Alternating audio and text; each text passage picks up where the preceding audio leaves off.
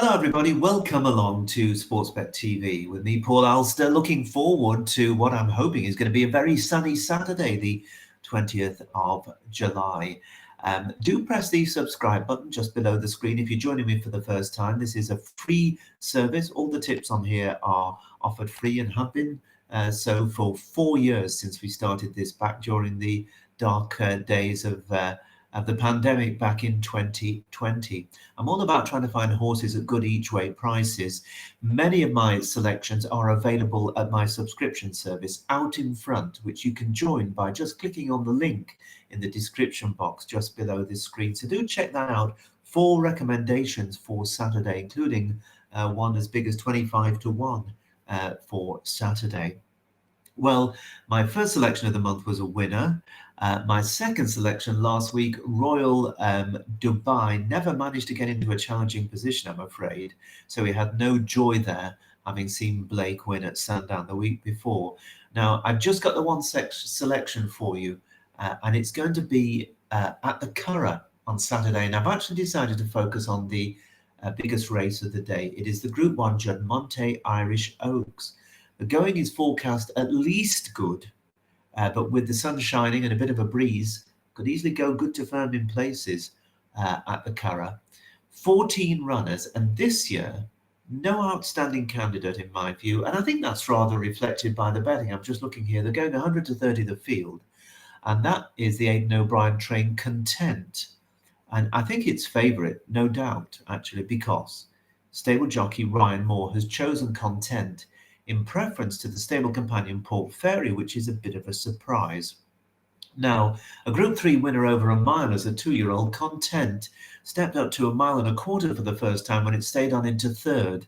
Now, that was in the Group 1 Pretty Polly Stakes at the Curragh 3 weeks ago. But it's asked to go another 2 furlongs now. So having been running over 1 mile 2 starts ago, now up to 1.5 miles. And Aidan O'Brien obviously believes it will stay. And he, you'd have to say, is probably a better judge than me. And the fact that Ryan Moore has decided to partner Content makes this a really fascinating contender, even though she is unproven at the trip. But until you actually push the button, and I'll tell you that anybody that's been seriously involved in racing for years will tell you that, and Aidan O'Brien will tell you it as well. You don't know until you actually put the gun to their head and see what they can do. So because of that, I think Content is opposable.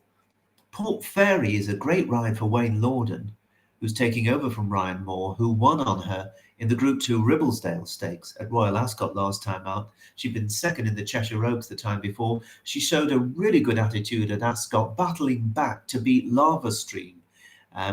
She's only had 4 starts, relatively unexposed, and I think Port Fairy, I'll be surprised if she doesn't finish ahead of Content, to be honest, but it's all about opinions. Now, the French have taken an opinion here. French trainer Gavin Ernon is bringing Dare to Dream over from the land that's going to host the Olympics next week. And this is a Group 3 winner in France, travelling over to take its chance. So they obviously mean business, and we know the French can do really well with their runners in Ireland. Who can ever forget Al Mansour winning, of course, the Champions Stakes Alster first a few years ago. And it's stepping up for the first time to 1.5 miles is Dare to Dream, after a really typically luckless run in the French Classic last time out. That was the French Oaks at Chantilly over the extended 1.25 miles, where she finished 5th, a respectable run. Another filly in single figures in the betting is the Willie Mullins trained Lope de Lilas, who on paper has a mountain to climb. She's only ever run twice, and a victory came in a 10-furlong Leopardstown maiden when she comfortably beat an 88 rated rival. Now, on paper, that just isn't good enough to win a classic, no way. But because it's Willie Mullins, and because he's stepping this one up from a maiden to a classic, you've got to have respect for the view that Mullins obviously feels this filly has improved a lot.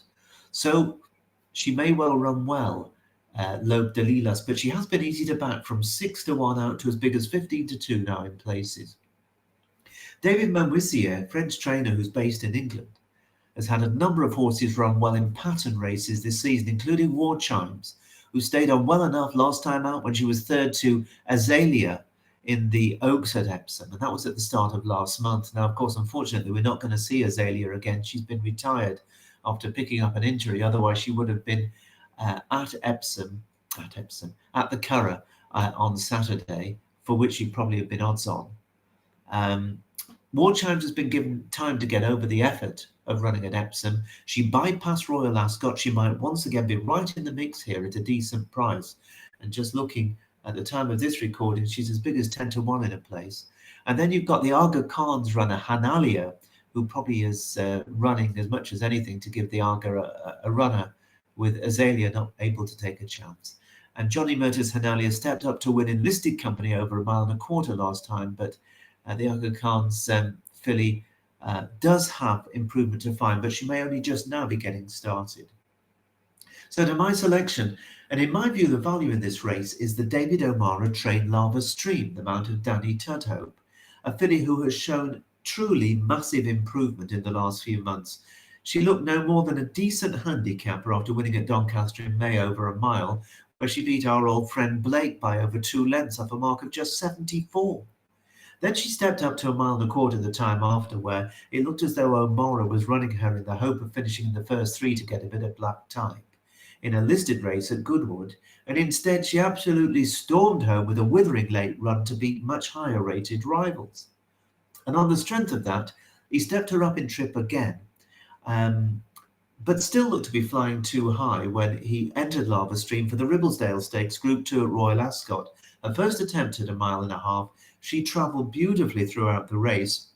In fact, she probably travelled too well, because she was tanking along and took the lead well over a furlong out. That's a long way from home. She looked a certain winner when taking it up from Port Fairy.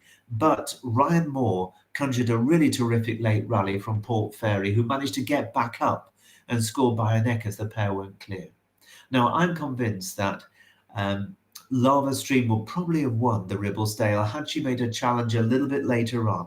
And I'm hoping that Danny Tudhope, who's a very good jockey, that he will have learned from that and will try and hold on to it that little bit longer, because just like at Ascot, the Curragh has quite a steep uphill finish that a lot of people don't always see when they're watching it on television, but it is an uphill finish and you have to stay. So I want to see her challenging inside the final furlong, not a furlong and a half out. If she does, I think she could go very close to winning. She's been back with quite a few firms, but 9 to 1 is still available at the time of this recording, each way with Ladbrokes. And so Lava Stream is my choice to spring a minor surprise in the Irish Oaks at 3:40 at the Curragh on Saturday. Remember, if you want more selections from me for Saturday, check out the link in the description box just below this screen and consider joining me at Out in Front. But for now, from me, Paul Alster, I wish you the very best of luck. Enjoy your weekend, and I look forward to speaking to you the same time next week. Bye-bye for now.